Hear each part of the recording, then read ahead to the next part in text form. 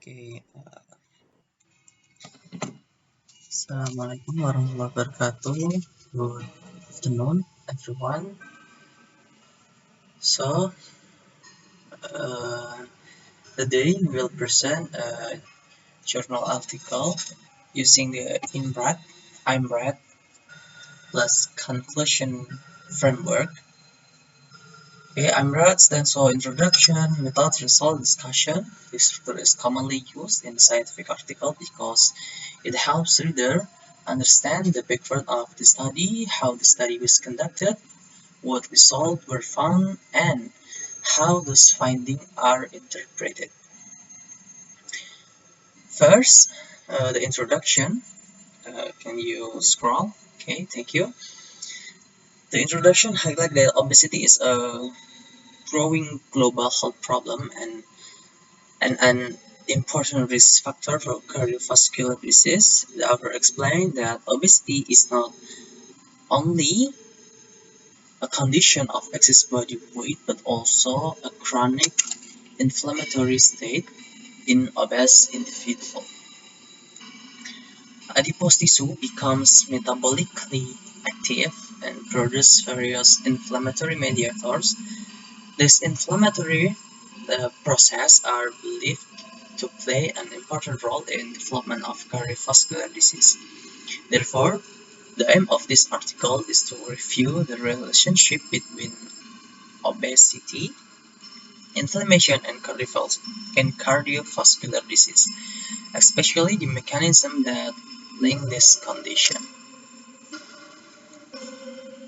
Okay, next, the method section explains how the author collected scientific evidence used in this review. Since this is a review article, the method focus on literature search strategy. The author searched several scientific databases and applied specific inclusion and exclusion criteria to select relevant studies. In addition, they evaluated the quality of selected studies using the Newcastle-Ottawa scale. You can scroll. Yeah, quality evaluation. That's it. Newcastle-Ottawa scale. This process ensures that the evidence included in the review is reliable and scientifically valid. Okay, next, the result. The result section presents the findings obtained from the selected studies. The author described how many studies were initially identified, how many were screened, and how many were finally included in the review.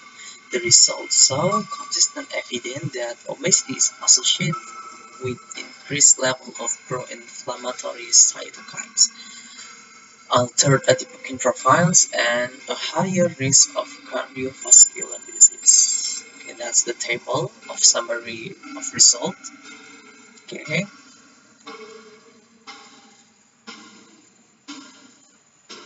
Next, my partner will explain about the next section, which is discussion, conclusion, and conclusion. Okay, my partner, the time is yours. Okay, thank you. Next, I will explain the discussion and conclusion section of this article. In the discussion section, the authors interpret the results and explain the underlying biological mechanism. They describe how excessive adipose tissue can trigger chronic low-grade inflammation. This inflammatory state leads to several metabolic disturbances, including insulin resistance, endothelial dysfunction, and metabolic syndrome. This mechanism ultimately contribute to the development and progression of cardiovascular diseases.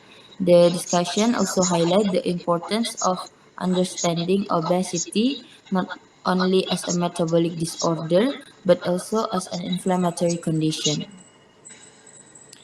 This is the highlight in the discussion section of the journal. And then for the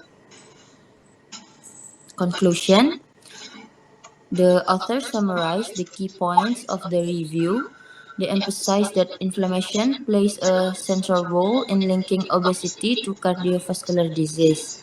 Therefore, strategies to reduce cardiovascular risk in obese individuals should not focus only on weight reduction but also consider intervention that target inflammatory pathways. Overall, the main message of the article